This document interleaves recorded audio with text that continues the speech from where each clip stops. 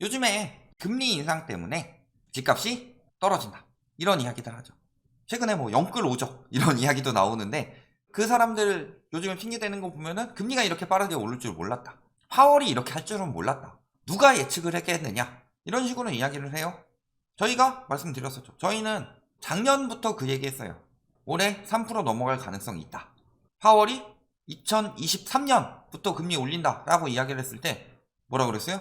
뭘 23년부터 올리냐, 내년부터 올려야지 라고 작년에 이야기를 했고, 연말 금리 2%다 이 이야기할 때 뭘 2%냐, 3% 넘어갈 가능성 굉장히 높다, 이 말씀을 드렸었어요. 지금 그대로 일어나고 있죠. 그랬을 때 지금 금리 인상 때문에 내가 금리 인상이 이렇게 빨리 될 줄 몰랐고, 금리 인상만 아니었으면 집값 안 떨어진다, 그러니까 금리 인하되면 집값이 오를 것이다, 이런 이야기들을 합니다. 과연 그럴지 한번 봅시다. 자, 재작년까지 사라고 했던 사람들, 지금 금리 인상 때문에 말 바꾼 사람들 굉장히 많아요. 대표적으로 저희 그 뒤에 슈트 입고 자주 이야기하는 분, 오늘도 입을 건데 뭐라 그래요?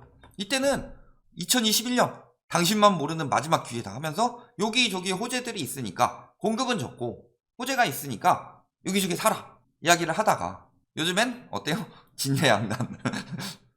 급매물이 나올 수밖에 없는 이유, 이런 영상 올리고 있어요. 본인이 계속 사라고 이야기를 해놓고 방송 쉬시다가 돌아오시더니 상황이 심상치 않게 흘러간다 라고 하니까 저기 손바닥 뒤집듯이 말을 바꿨죠. 그 다음 요분, 요즘에 하락장으로 굉장히 유명하신 분이죠. 요분도 그래요. 무주택자가 폭락론에 빠지는 이유, 이런 식으로 이야기하다가 21년부터는 이제 차익 내고 팔라고 하고 이제 와서 본격 하락장이다, 7, 8년 떨어진다, 한 40% 떨어진다, 이런 이야기 하고 있잖아요.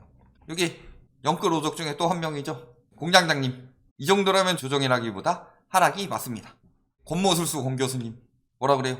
5월까지 거래절벽 지속되지만 규제 완화 시 다시 상승 가능성 이야기를 하시던 분이 이제는 4, 5년 침체. 그러면 이런 식으로 이야기를 하면은 무슨 상황이 벌어지냐? 금리 인하하면 다시 오르겠네요? 이런 이야기를 하겠죠. 금리 인하하면 다시 오르는 거 아니냐? 그런데 금리 인상에도 올랐다고 그랬어요. 과거 금리 오르면 집값 떨어진다. 자, 올해 6월에 나왔던 이야기죠. 계속 뭐라 그래요? 금리 오르면 집값 떨어진다고? 과거엔 올랐다. 언제? 금리 인상기. 자, 1차 인상기인 2005년 10월에서 2008년 8월. 이때 금리 올랐는데 21년 초중부터 위험하다 이거보다는 지금 7, 8년 떨어진다고 그랬어요. 대침체가 온다고 그랬는데 20년에 조정하는 건 말이 안 되죠.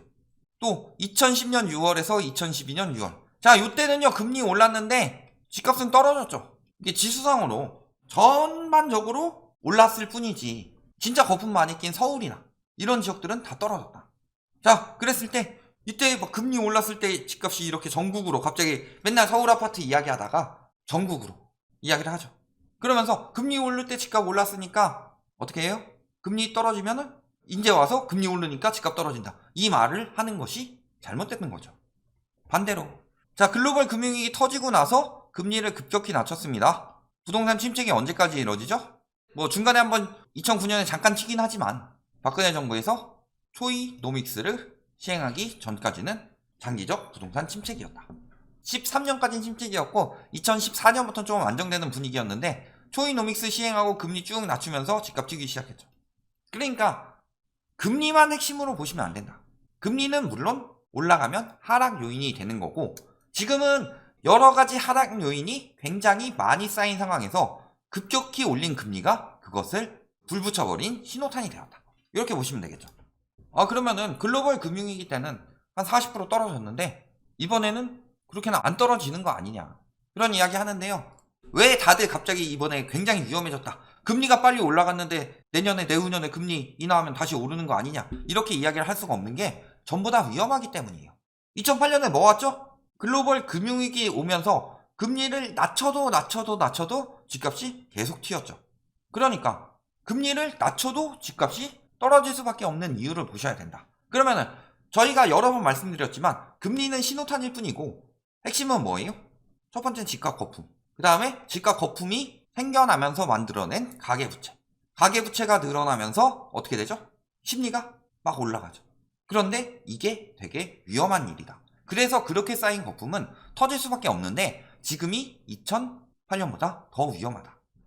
자, 그래서 보면요, 자, 글로벌 금융위기 이전에 집값 거품 뭐 때문에 꼈느냐? 미국 부동산 거품 때문에 끼기 시작했죠. 그리고 지금 인플레이션 위기, 이때 우리나라의 집값 거품은 초이노믹스로부터 촉발되었죠. 그랬을 때 보시면은 KB에서 봤을 때 뭐 예전에 그 집값 쭉 오르다가 했을 때 보더라도 2004년에 여러 가지 정책으로 인해서 집값이 떨어지고 있다가 2005년부터 다시 거품이 끼기 시작합니다. 그리고 당연히 초이노믹스는 그때부터 언제까지 꼈죠? 21년 8월. 이때부터 침체되기 시작했죠. 21년 7월에 DSR을 시행하고 21년 8월에 대출 총량 규제를 시행했죠. 그러면서 8월부터 침체되기 시작했으니까 8월까지는 거품이 꼈다. 자, 가계부채 그동안에 과거의 글로벌 금융위기 이전에는 219조가 꼈어요. 이동안에. 그런데 지금은 774조나 꼈다. 거의 3배 이상이죠. 그 다음에 집값. 이때는 48.81%. 근데 지금은 72%의 거품이 꼈다. 이것도 물론 그냥 KB 지수 기준으로. 그러니까 이야기하면 3배 떴는데 무슨 72%냐. 지수 기준이에요. 저번에 저희가 중위 가격으로 말씀을 드렸지만 중위 가격 같은 경우는 반토막 이상 날 수밖에 없는 상황이다. 물가 상승률을 고려하더라도. 자, 그 다음에 물가 상승률. 인플레이션 굉장히 심각하지만 지금은 부동산 자산의 거품이 낄 때는 인플레이션이 아니라 오히려 디플레이션 상황이었다. 경제가 굉장히 좋지 않은데 집값이 계속 올랐어요. 그러니까 집값 거품이라고 말씀을 드린 거고, 이때 물가 13% 오르는 동안 이때는요 더 긴 시간인데 거의 한 8년인데도 물가 9% 오르더라. 소비자 물가 지수로. 그 다음에 소득이요? 이 정도 올랐는데 집값이 이만큼 올랐다. 그래서 주택 법비 지수, 저희가 예전에 제일 먼저 했었죠. 언론에서 나중에 따라했는데 GDP 대비 시가총액 봤을 때 당시에 234까지 올라갔는데 지금은 300%를 넘어가더라. 거기다가 더 위험한 거, 지금 금리 이야기 나오는데요. 이때 36개월 동안 기준금리 2% 올렸습니다. 지금 15개월 동안 기준금리 2.5% 올렸고 문제는 진행 중이다. 11월에 거의 빅스텝 확정이고요. 내년에도 적어도 한두 번은 더 올릴 것이다. 요즘에 그 기사 나오고 있죠. 미국에서 금리 인상 속도를 늦추더라도 최종금리는 더 높게 할 것이다. 최종금리 한 4.6% 이야기 나왔었는데 지금 5.5%까지 이야기 나오고 있어요. 금리 인상 속도가 천천히 되더라도 결국에는 최종금리가 더 높다는 소리는 금리 인상 기간은 훨씬 더 길어진다는 소리죠. 그만큼 이자 부담이 심해지는 기간도 크다는 소리고. 그러니까 지금은 그때보다 훨씬 더 위험할 수밖에 없더라. 그러면은 집값 하락의 핵심은 뭐냐? 집값 하락이 뭐 때문에 올랐으니까 뭐 때문에 하락이 촉발되느냐? 자, 집값 거품이 끼면서 뭐가 많이 붙었다고 그랬어요? 가계부채가. 결국에는 여력을 없애버리죠. 그래서 보시면은 집값 거품이 꼈을 때요. 저희가 2019년부터 방송했는데 2019년에 왜 떨어진다고 했느냐? 이 부분을 보시면요. 집값 거품이 심하고요. 이제는 가계부채를 받더라도 내 집 마련을 할 수 있는 상황이 아니었다. 이런 부분을 보셨을 때 왜 떨어진다고 했느냐? 그게 답이 나오죠. 그리고 이 상황에서 2015년부터 미국이 금리 인상을 시작했고 2017년부터 미국에서 양적 긴축에 들어가기 시작했다. 그러니까요. 이 상황이 무슨 상황이냐? 유동성을 축소하고 있는 상황이었어요. 유동성을 축소하면은 돈 안 빌려주고 빌려준 돈도 회수하는 상황이었다. 그게 우리나라까지 넘어와서 우리나라에서 2017년 11월 그 다음에 2018년 11월 두 번에 걸쳐서 금리 인상을 하고 그러면서 계속 금리 인상을 진행할 수밖에 없는 상황이었어요. 이게 영향을 받아서 2018년 말부터 2019년에 하락장이 나오기 시작했죠. 이게 되게 위험한 장이었어요, 사실. 그런데 뭐 21년에 팔라고 하면 잘했다 뭐 이런 이야기 하는데요. 그러면 20년은 굉장히 위험한 장이에요. 코로나라는 변수가 터져서 지금 사면 돈 벌 수 있고 내년에 팔면 됩니다. 20년에 사가지고 21년에 파는 사람들이 무슨 실수요예요. 다 투기수요지. 근데 저희는 투기수요들 부추기는 이야기는 안 한다. 그러니까 지금 여력이 안 되는데 여력을 억지로 뭐로 만든 거예요? 저금리로. 자, 그래서 여력이 부재가 된 거다. 근데 그걸 저금리로 살렸다. 그런데 지금 다시 금리가 고금리는 아니지만 전보다 고금리로 올라가는데 대출은 늘어났다. 그러니까 여력이 없어지는 거죠. 그러니까 여력부터 사라졌어요. 여력부터 사라지고 그 다음에 뭐 하는 거예요? 그 다음에 심리. 그러면요. 나중에 심리가 완전히 위축되고 나면 이 역순으로 갔을 때 여력이 생기더라도 안 사는 거죠. 그때처럼 막 몰려들진 않은 거죠. 아예 안 사는 건 아니지만. 그러면서 가계부채가 원래는 줄어야 되는데 문제는 우리나라는 글로벌 금융위기 때 세계적으로 GDP 대비 가계부채는 다 줄이는데 우리나라는 늘리고 있었다. 그래서 거품이 2배로 터진 거죠. 거기다가 전세자금 대출을 풀어서 부동산으로 유동성이 양쪽으로 들어오게 만들었죠. 전세 자금에도 거품을 만들어서 투기꾼들이 투기하기 더 좋은 상황을 만들었다. 그러면서 집값 거품은 계속 꺼져가는 거죠. 그러니까 금리 떨어져도 집값이 올라갈 수가 없다. 왜? 심리 위축되고 경기가 완전히 침체돼 있는데 여력이 조금 생기더라도 내가 지금 집 사도 되나? 위험한데? 이렇게 느끼게 되는 거죠. 거기다가 코로나 이전에 저희 늘 말씀드리지만 이미 여력이 없었어요. 당시 뭐 여러 가지 해가지고 낮춰가지고 줄이고 있는데도 은행별로 주담대가 DSR이 38%. 이거 뭐 바젤3나 이런 것 때문에 19년 2월 요때까지 줄여놓은 게 38%예요. 여력의 한계죠. 그러니까 2019년은 이미 위험할 수밖에 없었다.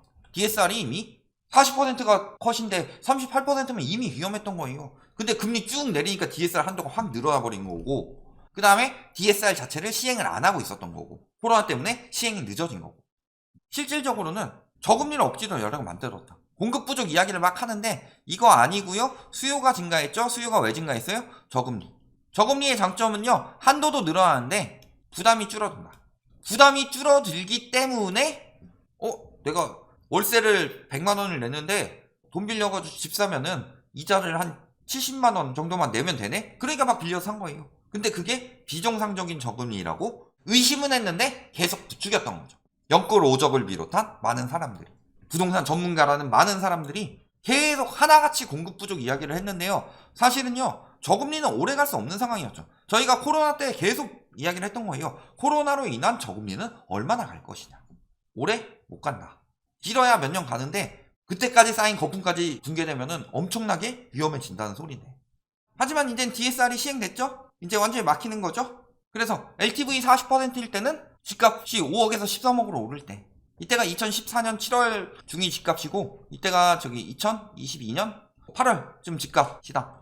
중위 가격이. 이 정도라고 보셨을 때 대출 한도가 집값 대비로 빌려주니까 대출을 엄청 많이 내줬다. 그런데 여기서 DSR이 적용되면서 주담대금리 5% 잡고, 그렇다면 평균 가구 소득으로 하면 4.3억밖에 안 나온다. 9천이 더 필요하죠. 그리고요, 여기서 중앙가. 왜냐하면 평균은 오류가 있죠. 평균은 돈 많이 버는 사람들이 극단적으로 많이 가져가고 적게 버는 사람들이 극단적으로 적게 가져가면은 평균은 왜곡될 수 있으니까 중앙가. 딱 중간쯤 버는 사람이 얼마냐? 요걸로 계산했을 때 3.4억이에요. 가구가. 그러면은 지금 9.6억을 마련해야 돼요. 살 수가 있어요? 그러니까 가격이 떨어지는 거죠. 물가 상승 고려하더라도 6억 정도까지는 떨어져야 하는 거지. 그러니까 완화한다고 해도 효과 없는 이유 뭐예요?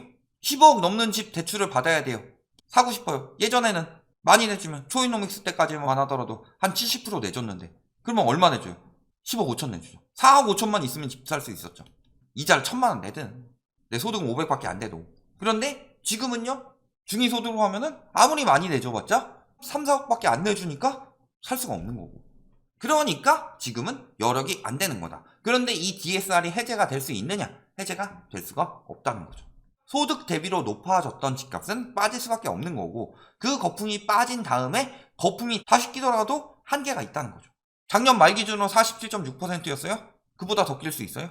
작년 고점은 10년 뒤에 다시 나올 수 없다는 거다. 그런데 그 고점에서 사라고 했던 사람들이 굉장히 위험한 이야기들을 한 것이고, 잘 보셔야 돼요. 집값 하락은 뭐 때문이다? 금리 인상 때문이 아니라 집값 거품이 이미 심해져 있었다.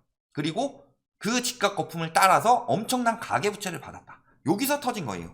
그래서 금리 인상이 강해지면 더 크게 터지는 거고, 약해지면 차이일 뿐이지 금리 인상 때문에 집값이 떨어졌다. 이렇게 보시면 안 된다는 거죠. 그러면 그게 터지고 나면 금리 인하가 되는 경우는요, 집값 떨어져서 물가 잡히든가 경제가 위기에 왔든가, 이 두 가지 경우밖에 없는데 둘 다 무슨 의미가 있어요? 그 뒤에 집값 오른다고 해서. 그러니까 속지 마셔라. 내년에 금리 인하한다는데요, 지금 집 사도 될까요? 이렇게 생각하시면 안 된다. 여기까지 말씀드리겠습니다.